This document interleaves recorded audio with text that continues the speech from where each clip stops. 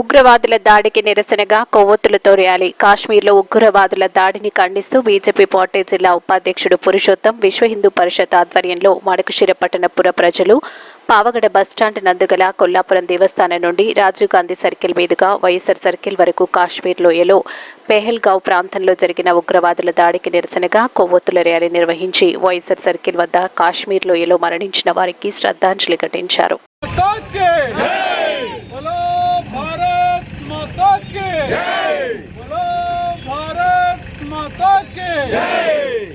ఈరోజు మనము మడకశిర పట్టణ ప్రజలందరూ కలిసి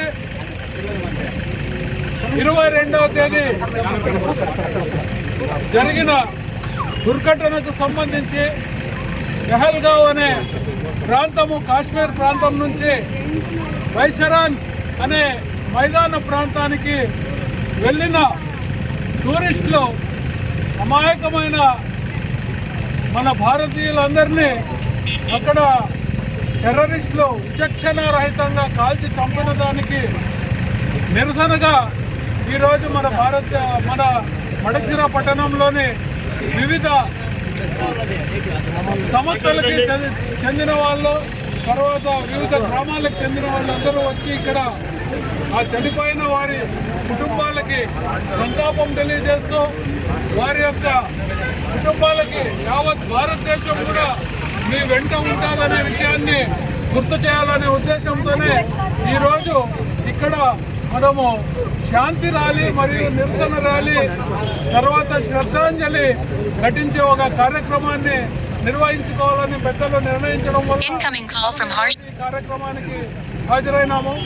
సబ్కా సాత్, సబ్కా వికాస్, సబ్కా విశ్వాస్, సబ్కా ప్రయాస్ అనే ఏకైక లక్ష్యంతో భారత ప్రభుత్వం ఈరోజు కులాలకు అతీతంగా, మతాలకు అతీతంగా, ప్రాంతాలకు అతీతంగా, రాష్ట్రాలకు అతీతంగా, రాజకీయాలకు అతీతంగా భారతదేశాన్ని సర్వోన్నతమైన స్థానానికి తీసుకువెళ్ళాలనే ఉద్దేశంతో కృత నిశ్చయంతో 2047లో మేము కూడా అగ్రదేశంగా నిలవాలనే కృత నిశ్చయంతో యావత్ భారత్ జాతి కూడా ఏకమై ఈరోజు అభివృద్ధి కార్యక్రమాల్లో పాలు పంచుకుంటా ఉంటే దరిద్రులు మన సైనికుల వేషంలో వచ్చి మీ ఆధార్ కార్డు చూపించండి, మీ ఐడెంటిటీ కార్డు చూపించండి అని చూపించుకొని వాళ్ళని ఐడెంటిఫై చేసి వాళ్ళు వివిధ రాష్ట్రాలకు చెందిన వాళ్ళు, అందులో మన రాష్ట్రానికి చెందిన వాళ్ళు కూడా ఇద్దరు ఉన్నారు. మధుసూదన్ రావు అనే ఒక వ్యక్తి, తర్వాత శివమొగ్గ నుంచి మంజునాథ్ అనే ఒక వ్యక్తి, వాళ్ళు ఇద్దరు ఉన్నారు. మహారాష్ట్ర నుంచి 4, అత్యధికంగా మహారాష్ట్ర నుంచి 6 మంది ఈ యొక్క కార్యక్రమంలో చనిపోవడం జరిగింది ఈ దుర్ఘటనలో. తర్వాత గుజరాత్ నుంచి వచ్చారు, తమిళనాడు నుంచి వచ్చారు, మహారాష్ట్ర నుంచి వచ్చారు. ముఖ్యంగా ఆ యొక్క స్థానానికి వెళ్ళడానికి అనుకూలం ఎట్లయిందంటే వాళ్ళకి అక్కడ వెళ్ళడానికి నడుచుకొని వెళ్ళాలి, లేదంటే గుర్రాల మీద మాత్రమే వెళ్ళాలి. That is the trekking place అన్నమాట. అంటే సాహసం చేసేదానికి యువకులు, తర్వాత మనం సాహస యాత్రలు చేసేదానికి వెళ్ళేదానికి ప్రయత్నం చేసేదానికి నడుచుకుంటూ వెళ్ళేవాళ్ళు, కొంచెం వయసు అయిన వాళ్ళు గుర్రాల మీద వెళ్ళేవాళ్ళు. అట్లా వాళ్ళు వెళ్ళి ఒక మైదాన ప్రాంతంలో ఉండి వాళ్ళు 2-3 డేస్ అక్కడ ప్రకృతి ఆస్వాదించి అక్కడున్న అందాలనంతా తిలికించి మరలా రిటర్న్ వచ్చేట్ల ప్లేస్ అది. వైసాన్ అనే ఒక స్థలము. ఆ యొక్క స్థలానికి వెహికల్స్ కూడా వెళ్ళే అవకాశం లేదు.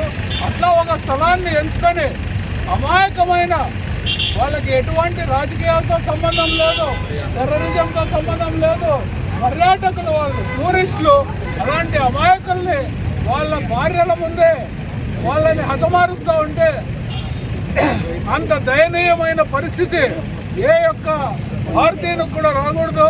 కాబట్టి దీంట్లో అనేకమైన కుట్రలు దాగున్నాయి. పాకిస్తాన్ ఇందులో హస్తం ఉంది అని చెప్పి కేంద్ర ప్రభుత్వం కూడా ఈరోజు ప్రకటించింది. పాకిస్తాన్కు తర్వాత టెర్రరిజానికి తగిన శాస్తి అతి తొందరలో జరుగుతుంది. ఇది మనం కూడా భారతీయులందరూ కూడా సంయమనం పాటించాల్సిన సమయం కూడా ఉంది. ఎందుకంటే మన మతాల మధ్య చిచ్చు రేపించే ఒక కార్యక్రమం కూడా కుట్రలో భాగంగా జరగవచ్చు. కాబట్టి ఏ మతమైనా, ఏ జాతి అయినా భిన్నత్వంలో ఏకత్వంగా ఉండే ఈ భారతదేశం ఎప్పటికీ ఇలాంటి పిరికి పనుల చర్యలకి, ఇలాంటి దుశ్చర్యలకి, ఇలాంటి ఉగ్రవాద చర్యలకి, సీమాంతర ఉగ్రవాద చర్యలకి ఎలాంటి పరిస్థితుల్లో కూడా తలొగ్గే ప్రసక్తే ఉండదో. ఎప్పటికీ ఈ భారతదేశము భిన్నత్వంలో ఏకత్వంగా ఉండి అన్ని కులాలు, అన్ని మతాలు సమైక్యంగా ఉండి ఈ భారతదేశాన్ని 2047లో మనం అగ్రస్థానానికి తీసుకుపోయి ప్రపంచంలోనే అగ్రదేశంగా నిలబడంలోనే ప్రణాళికలు ఈరోజు రావడంతోనే వేరే ప్రపంచ దేశాలన్నీ కూడా ఈరోజు భారతదేశం మీద కాన్సన్ట్రేట్ చేస్తున్నాయి. కాబట్టి మనం కూడా అప్రమత్తంగా ఉండాలి, సంయమనం పాటించాలి. రెచ్చగొట్టే అట్లా వాట్సాప్ మెసేజ్లు కావచ్చు, సోషల్ మీడియా మెసేజ్లు కావచ్చు, ఫేస్బుక్ మెసేజ్లు, ట్విట్టర్, ఇన్స్టాగ్రామ్లో రెచ్చగొట్టే అట్లా వాళ్ళు చాలామంది ఈ దేశంలో పనిచేస్తుంటారు. వాటికి రెచ్చిపోకుండా మనం ఏం